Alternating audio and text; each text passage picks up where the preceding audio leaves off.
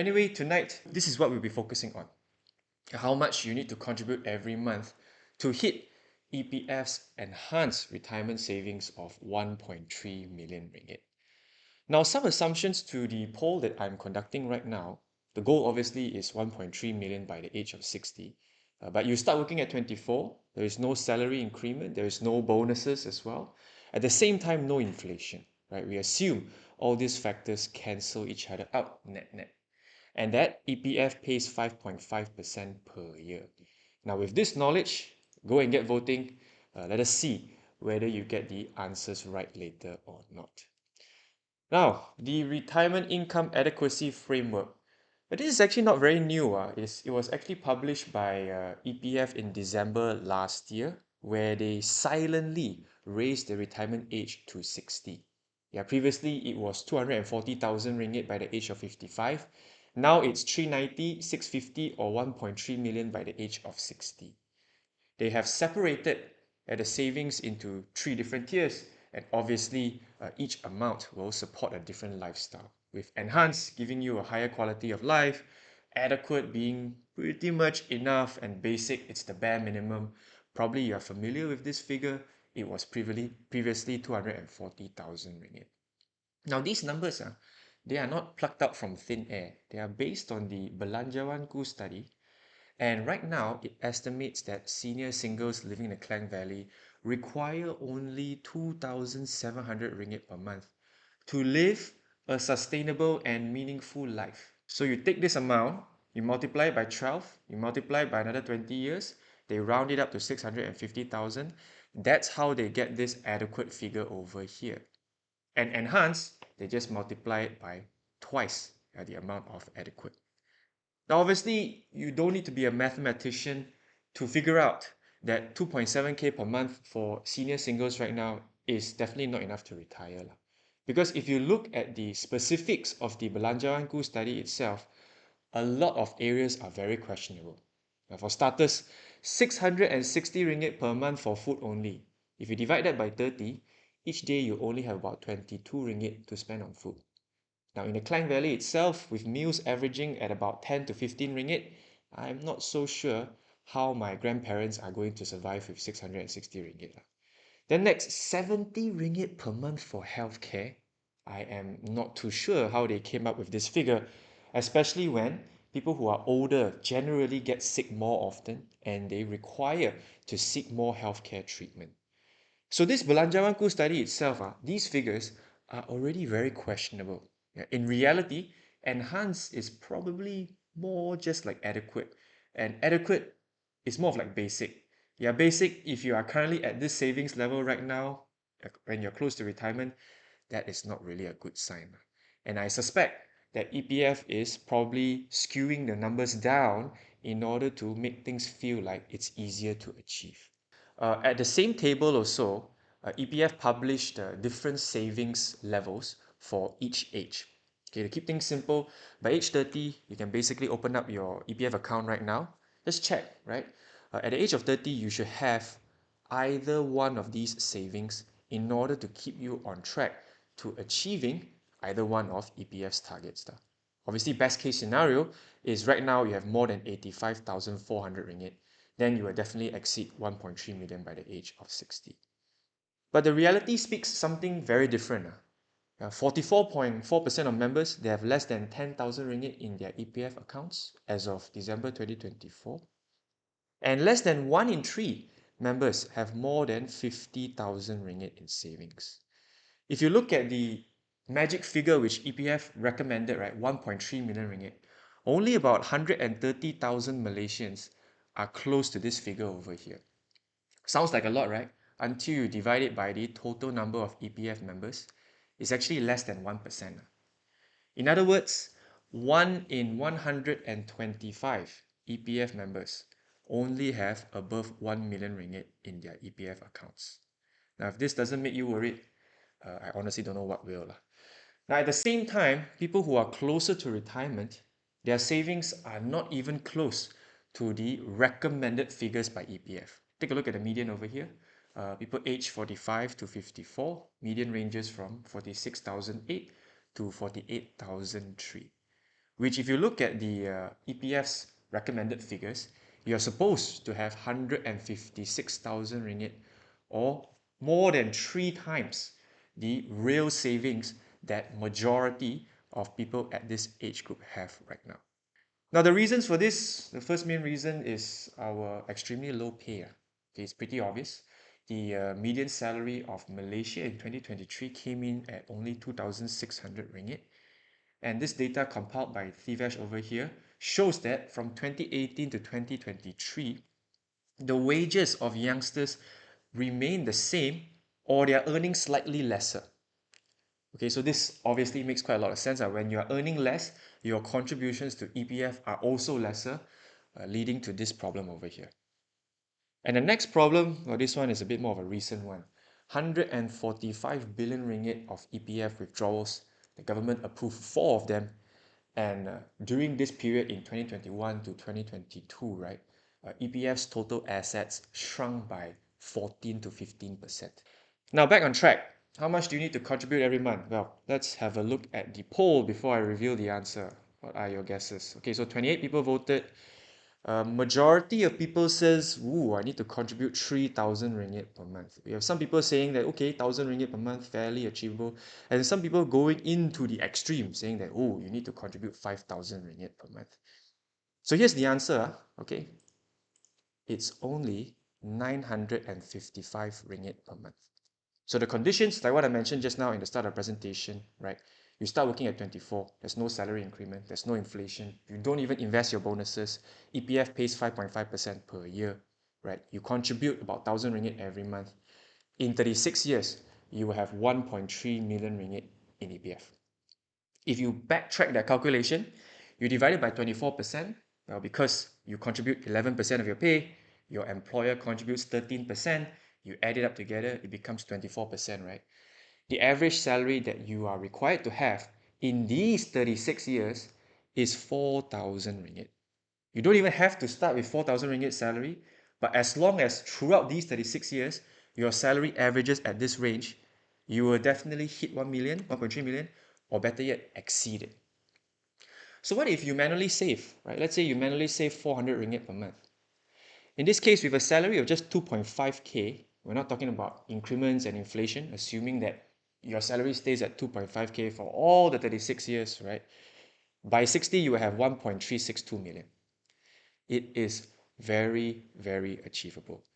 And here's to make you guys understand how compound interest works even more.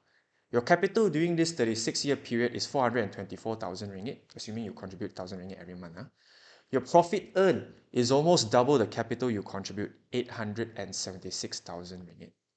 In other words, your capital would have more than tripled to hit EPF's enhanced figure of 1.3 million ringgit. Now, this all sounds easy because you start very early, right? And that's the most important part. Today, after this presentation, if you previously felt that you were struggling to save, well, understand this. The earlier you start, as long as you start right now, the more time you will have for compound interest to work for you. But unfortunately, most of us are no longer at the age of 24. In this case, here are 3 tables, which I will break down for you guys. So the first one over here shows the average savings according to EPF as of December 2024. Now pay attention, this is your first check. Have a look at your EPF account right now and check whether your current age, does your EPF savings exceed this average savings or not, based on your age group. If it exceeds, you pass the first test already. Congratulations. Now the second test is, what is the monthly contributions from you and your employer? Right? Remember, if your salary is below 5,000 ringgit, it's 24% of your pay. If your salary is above 5,000 ringgit, it's 23% of your pay. So you multiply it by your gross salary and see whether the range falls within these figures over here. If it exceeds, let's say at the age of 33, you are already contributing 2,000 ringgit per month, right, for your EPF mandatory contributions, and your current savings is about 50,000 ringgit, then you got nothing to worry about. You will definitely exceed 1.3 million by the age of 60. Now the next table shows you the average salary you require in these 36 years. Now the figures may seem high, Well, that's because I didn't talk about salary increment. I didn't even say that you're going to invest your bonuses, assuming you spend all of them, and you just rely on EPF itself. You're not even saving anything manually, right? So relying on EPF itself, this is the average salary that you require in the span of 36 years. Obviously, if you look at how low Malaysians' salary are, then it's going to be a bit difficult to achieve. And here's the final table where it makes much more sense. You save 10% of your salary every month, assuming that you invest it in EPF or an asset that generates a similar return to EPF. We don't talk about inflation yet, no salary increment, no bonuses as well.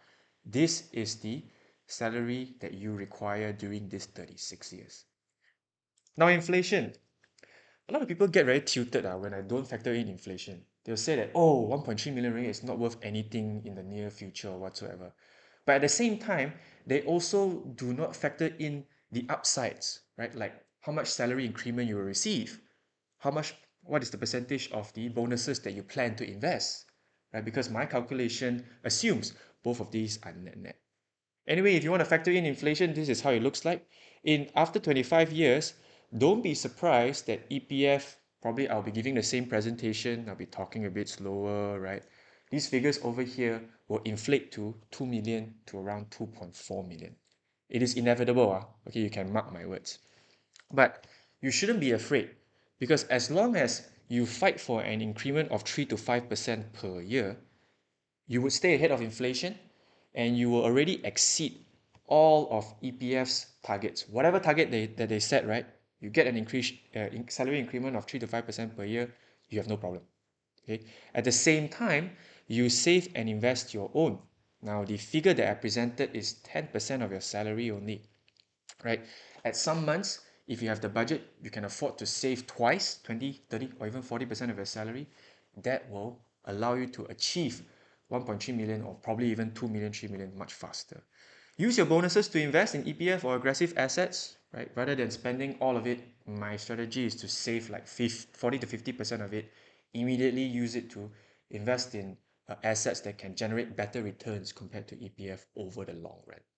So these are assets that include something like gold, Bitcoin, US stocks, some Malaysian stocks as well. As long as you invest in a healthy basket of them, right, you will most likely exceed all of EPF's retirement targets. So some things to think about, right?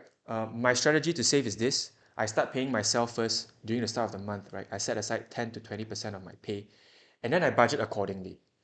A lot of people go into the mistake where they look at their salary, then only they budget. But the right way is to pay yourself first. Then use the remaining 80 to 90% of your salary and ask yourself, how am I going to live with the remaining of these numbers? Because if you say you cannot do so, you have to think about a lot more other people earning much lesser than you. They also save like 100 or 200 ringgit a month. So give you an example. Let's say you are earning about 2.5k right now. And then Sinji says, oh, you set aside 10 to 20% of your pay, like 250 to 500 ringgit. And then you use the remaining 2k to survive. Then you tell yourself that, how? I cannot even do it. Try to think about someone who is earning 2k ringgit, and it is very likely, considering our extremely low salaries, they are managing to save 200 ringgit per month. What are they doing to achieve this? Right? Try and live slightly below your means. That is the key of the session today. Then you save any leftovers, you carry it forward to the next month.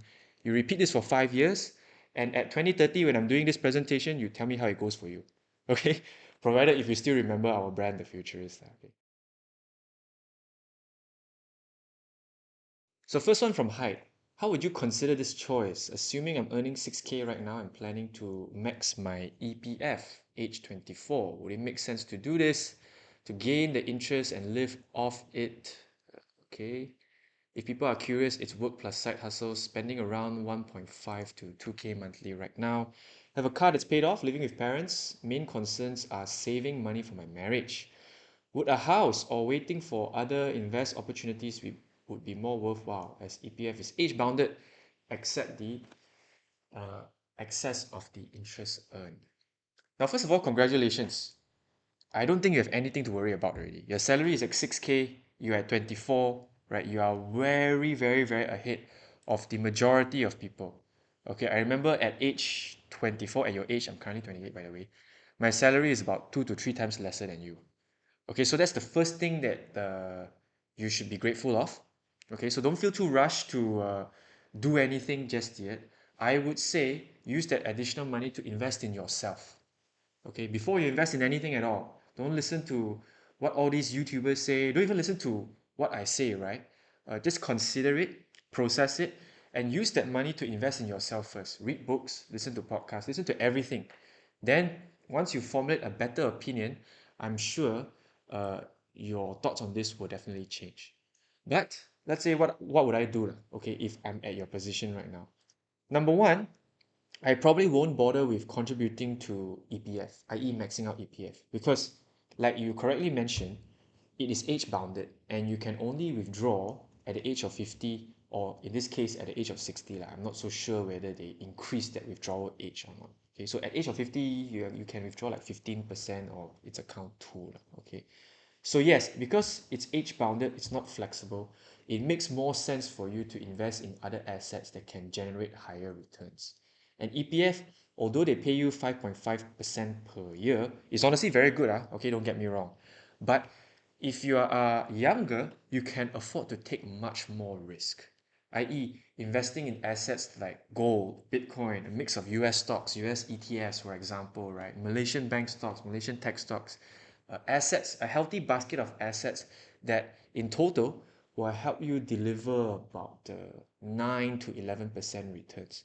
That is the return that you should aim for if you are currently aged like 24 to 30. Now, don't take it from me. This one is based on the rule of 100. Okay, so rule of 100 is a very simple rule. I'll probably just type it out very quickly. So rule of 100, okay, don't mind my wrong spelling. Take 100 minus your current age. That is the percentage of risky assets that you should invest for retirement.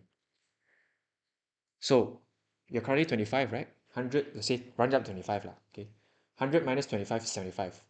So 75% of your portfolio should be invested in a mix of risky assets, like what I mentioned just now. And these assets will deliver you much healthier returns compared to just 5.5% per year. Okay, so that's what I will basically do. And you spend about 1.5 to 2K monthly right now, which is very low. You are basically saving like easily 60 to 70% of your salary. Obviously, before I get started in investing, I will just tick off a lot of fundamental boxes first, like emergency funds, at least 6 months of my income. So if you're earning 6K, your emergency funds should be about 36K ringgit. You store it somewhere liquid and you can withdraw anytime, right? The next one is insurance, right? Medical insurance. And if you have a history of critical illnesses, you need to acquire all those. Okay, and the norm for medical insurance is you don't spend between 150 to 200 ringgit.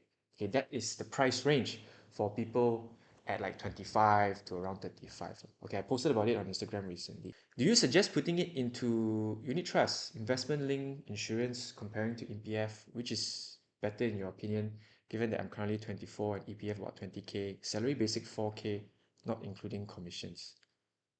Okay, so unit trust is a very polarizing product. Okay, because a lot of people will say that, wow, 70-80% of unit trusts actually lose to EPF over the long run, right?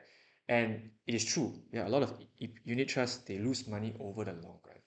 So if you do want to invest in unit trust, you have to do several things. Number one, you have to ask the agent, where is this product investing in? And what are the assets? Right? Have a look at their fund fact sheet to really understand where your money is going to. And most importantly is you look at the historic returns, right? Within the fund fact sheet itself, there is like a 5, 10, 15-year track record of the annual performance of each unit trust. Okay, then you can determine whether, oh, this fund has been performing steadily, right? Because if it's not performing better than EPF, there's no point, right? You might as well just leave it in EPF and don't disturb it, right? So investment linked insurance compared to EPF, this one I generally don't like because investment linked plans, if you check the product itself, they don't keep up with inflation at all. Their yearly return is like 1 to 2% only, some even lesser, right? So some people will argue and say that, oh, that is extra money that you set aside for your retirement, which you cannot touch, well, it's worse than contributing to EPF. You might as well just use that monthly sum to contribute to EPF, right? Right? If I make sense now, okay? So yes, check with your agent to see if your investment linked plan, does it keep up with insurance, does it keep up with inflation or not? Does it beat EPF's returns or not? So currently 24, EPF about 20K. Yeah, like what I mentioned just now to hide, I will not rush into investing in anything just yet. Okay, I will invest more in myself, read more books, right, listen to more podcasts or whatsoever. Then build my emergency funds, settle my insurances, then only get started in investing. Okay, so basically the fundamentals. So next one is by Thakif. Hopefully I pronounced your name correctly. Bro, can you recommend again the best spot to invest? The usual Versa, e-wallets, and etc. Thanks. I actually do a comparison every month, and it's posted in our website, which I will send to you guys the link as well. I think it's this link right here. Yeah, so these are the few places that I'm currently involved in, and you can have a look at it and see whether it fits your risk profile or not. Okay, and as for the best places to grow your savings, flexible places, the table is right here. Okay, including all of the other assets that I'm involved in, like there's gold, there's bank stocks, right? There's US stocks and ETFs. Where am I investing in US stocks and ETFs? It's in Rakuten, okay? Although Mumu as well as Weibo, they offer the lowest fees right now, I'm a bit lazy to switch because I'm using too many apps already. So yeah, if you are just starting to invest, Mumu M plus, sorry, Mumu as well as Weibo, they have the lowest fees. Not sponsored to say this. So yeah, you can check out this link over here. So shout out to all our gatherer members: CHG, Jinden, Andrew, Wendy, Alex, Sissy, Urshad, Caveman, Kelvin, Tommy, Jinkang, Adrian, JS, Duhan, Sufi, Faris, Alan, Jackson, Raizan, Hudson, Jeffrey, Lukman, Jack, Kartik, Arif, Melvin, Leander, Adam, Ashley, Sean, Jason, Putra, Alvin, Aldrin, Chaiwi, Kimip, Justin, Michelle, Aisha, Chising, Wenyi, Alvin, Vivek, Gajan, and Rafe, as well as all of our learner members. So we do have quite a few empty slots for our membership right now. And by the way, all of our Patreon members, they already have a copy of this presentation sent into the WhatsApp group already. I already discussed about this in Friday. So they basically know the answer to this even before I start the presentation. So if you're interested to keep on track to whatever I'm posting, right, and not always look at our social media and stuff, yeah, consider joining our WhatsApp group. See you guys next week. Stay safe. Bye.